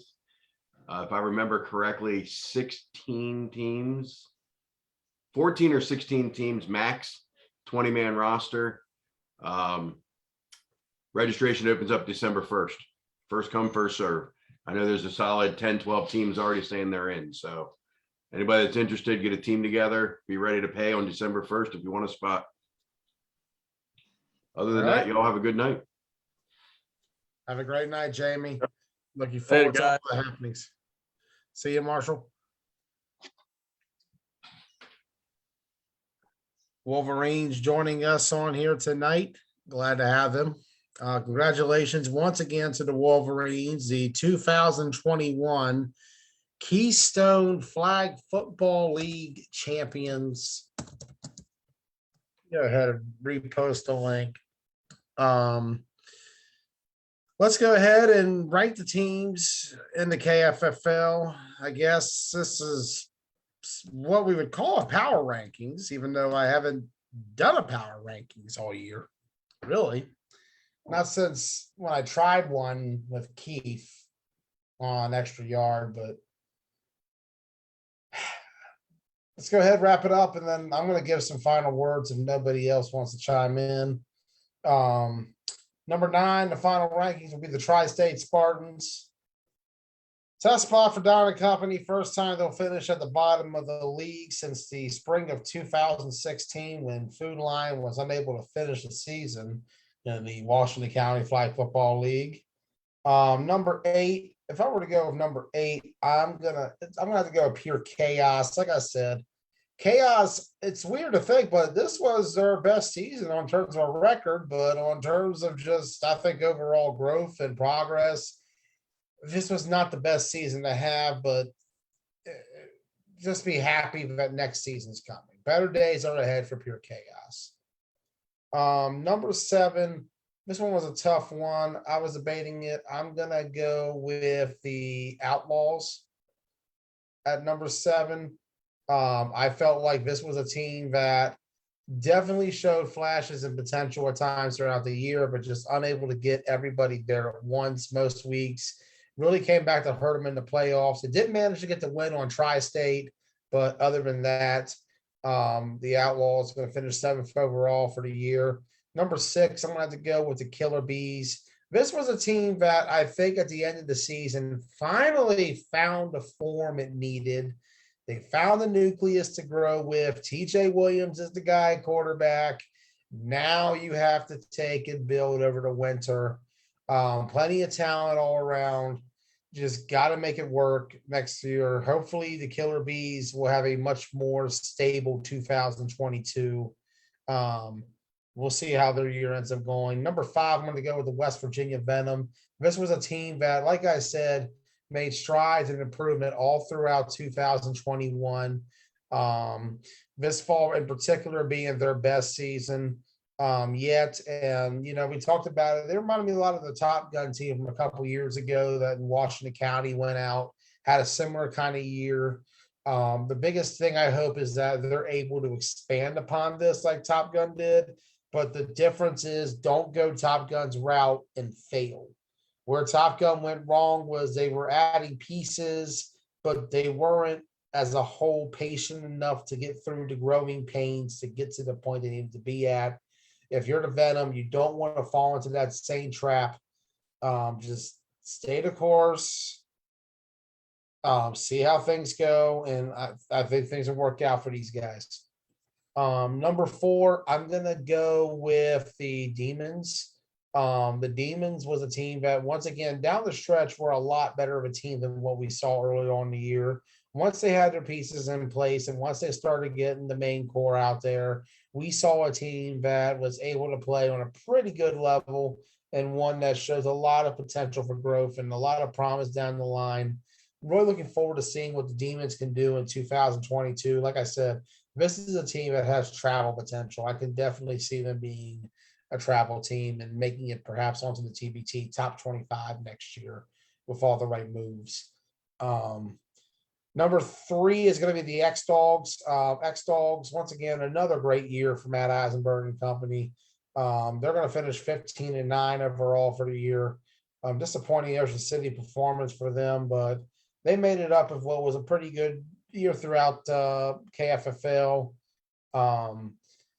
Once again, however, coming away empty championship day, but you got to give it to them. They have definitely shown that despite all the changes that's been going around the 4-state the last couple of years, that they've been able to wither through the winds of change and turn this team into one of the more competitive squads.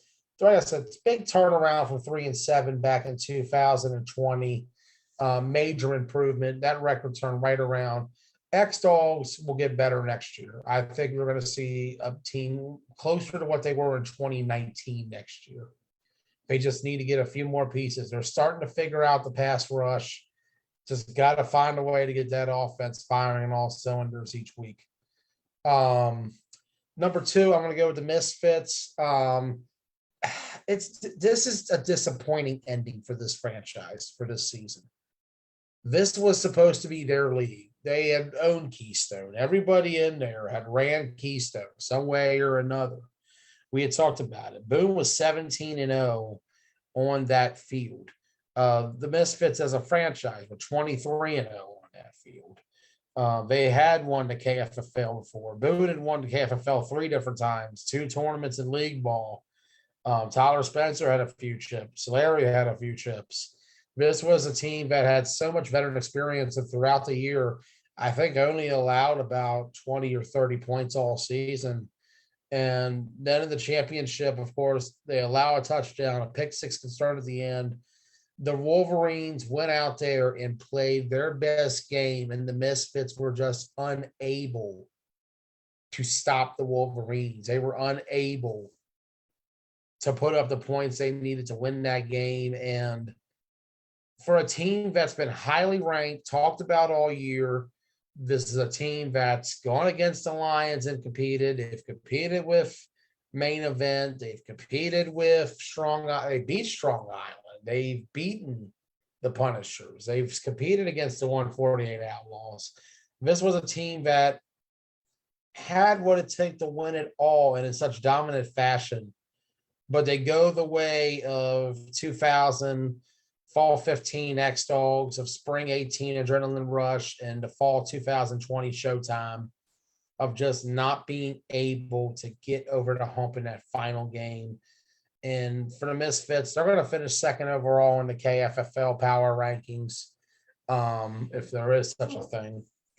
For this particular case, we'll just say there is. And then your number one, the Wolverines, your champion. Hail to the victors. You got to give it up for this team. They came over from YAFFL Hanover, and they brought along some help along the way from York and from the Elite Rebels, and they made a run in the KFFL. They show that they can compete in 9-man. They show that those guys over there, over in that part of PA, could definitely ride with the best of us over here and across the board. One and done is what it'll be for the Wolverine franchise and the YAFFL, KFFL crossover. Worth noting, Wolverines won YAFFL Hanover Rec on Sunday as well. So Jamie Lagana, 2 times in less than 24 hours, he became a champion. If you're the Wolverines, I got to say, what a way to end your fall 2021 with a 9-man and 8-man championship. Jamie Lagana is a proud owner right now of this franchise. Dallas First, TJ Holston, Dan Zangari, Brandon Reel, and company. This was a team of a lifetime. And the run they made in the KFFL playoffs, the championship performance against the Misfits, one of the greatest performances, one of the gutsiest performances that you'll ever see. You got to give it up for the Wolverines. And I think they earned my respect, and they earned the respect of all of us here in the 4th state this year. As for the 4th state, I haven't really been around much this year. I was at KFFL back in the spring every Saturday because it was the only gig going on Saturdays, and I knew everybody was going to be up there. We had a lot of fun up at KFFL this past spring. Some of the most fun I've had really in a single season. Every Saturday just felt like a trip. Great talent, great games, high drama. Everything was on point. It was a great spring. Some things weren't so great in the spring. There was some stuff that went down with me that I wasn't really my best self at times.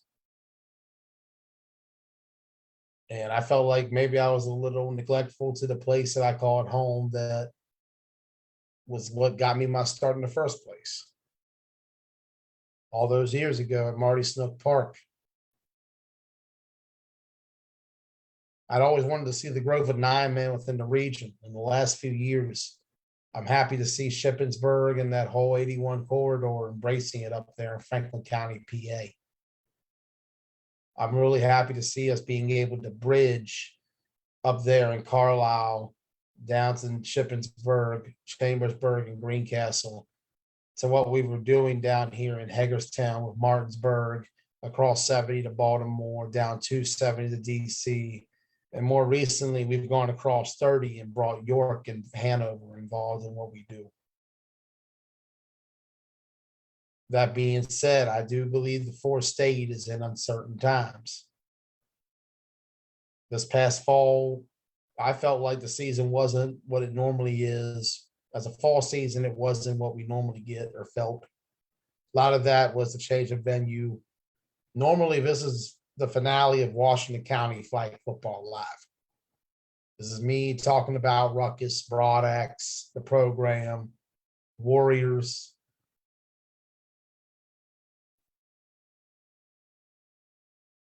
It's a little different.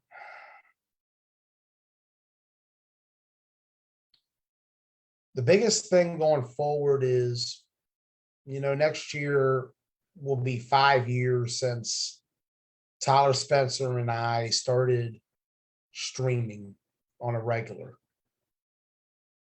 And we started taking the fourth state to a whole other level, which back then we were all about Washington County. We took Keystone as like our little brother underneath, trying to find a way to keep bridging the I-81 corridor, bringing more people over, growing this little community of 9-man flag football that's been around this area going as far back as the late 1960s.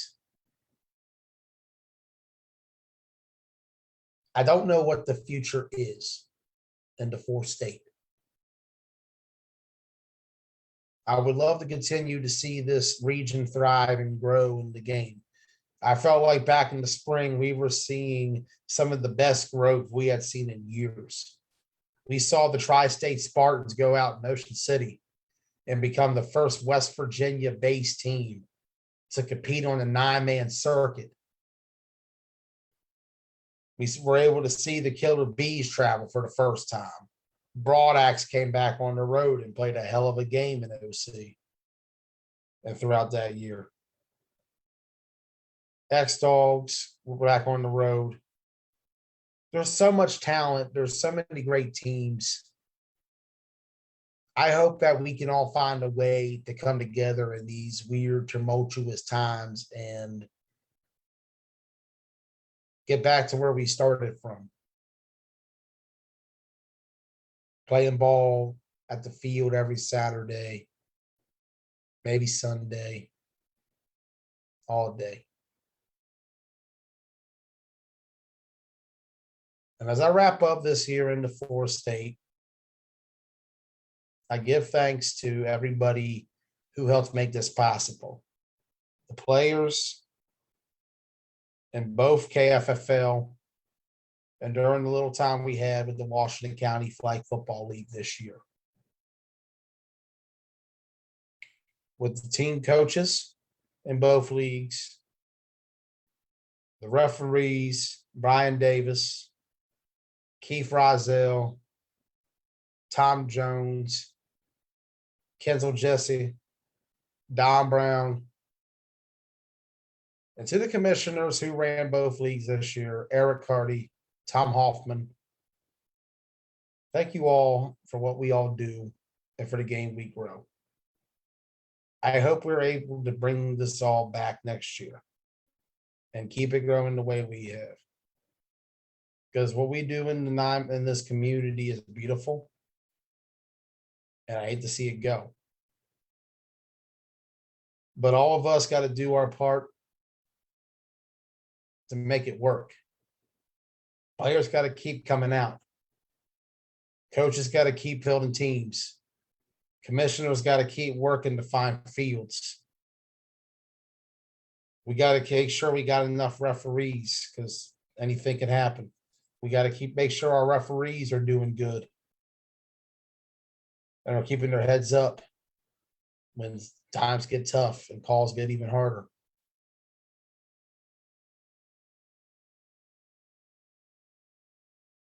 Do our best because we're better together, whether it's up and down 81, whether you cross in the 70 East, whether you ride up 81 to 30 East, 270 South. No matter what road you take to get to the field. We're all in this together. We're one community. We are the fourth state. Washington County, KFFL, Hagerstown, Martinsburg, Greencastle, Chambersburg, Shippensburg, York, Hanover, Baltimore, Frederick, DC, Winchester. We run this shit. Let's keep being right together. I can't make many promises for what's coming in the spring, but I'll be around as I've been the last 5 years. Capital Classic tomorrow night. 7 o'clock, we'll begin our coverage. We'll have a special interview of Kent Page, followed by a presentation of the 2019 Capital Classic documentary, which will feature 10 games from that tournament. Looking forward to that. And then after that, we'll do another episode of Blunt Talk where we will break down the Capital Classic. And then this weekend, we'll be down Tucker Road for the event. Turkey Bowl was announced earlier today as well. That'll be played next Thursday, Thanksgiving morning, Coach Dwight Scott Field, Boonesboro, Potomac Street. I think it was 241 Potomac Street. It's right by the police station. You'll see it right there on your right. If you're coming down, heading south, coming up, it'll be on your left. Winter's coming. Congratulations, Wolverines. We'll see you soon.